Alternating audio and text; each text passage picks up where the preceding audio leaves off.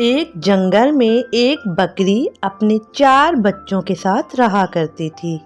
उसके बच्चों का नाम था अलगामा, बलगामा, शियाशशम, जाने कुल।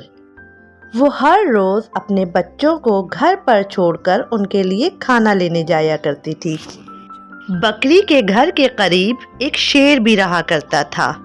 बकरी ने अपने बच्चों को बताया हुआ था, बेटा, जब तक मैं आकर तुम लोगों को आवाज ना दूं, तुम लोग दरवाजा नहीं खोलना।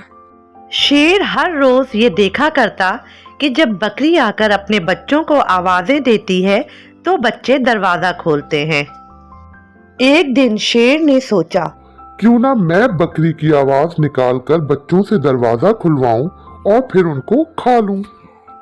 बकरी के घर से जाने के बाद शेर दरवाजे पर आया और अपनी मोटी आवाज से कहने लगा, अलगामा, बलगामा, शियाशशम, जाने कुल, दरवाजा खोलो। शेर की मोटी आवाज सुनकर बकरी के बच्चे समझ गए कि ये हमारी मामा नहीं है। उन्होंने दरवाजा नहीं खोला। शेर नाकाम वापस आ गया। दूसरे दिन फिर जब बकरी चली गई तो शेर फिर उनके दरवाजे पर आया और थोड़ी कम मोटी आवाज में कहने लगा, अलगामा, बलगामा, शियाशशम, जाने कुल, दरवाजा खोलो। बकरी के बच्चों को फिर ये उनकी मामा की आवाज नहीं लगी और उन्होंने दरवाजा नहीं खोला। शेर फिर वापस आ गया। तीसरे दिन बकरी के जाने के बाद शेर फिर उनके दरवाजे पर आया और बिल्कुल बकरी की आवाज में कहने लगा, अलगामा, बलगामा, शियाशशम, जाने कुल, दरवाजा खोलो। अब के बकरी के बच्चों को लगा कि ये हमारी मामा ही हैं और उन्होंने दरवाजा खोल दिया।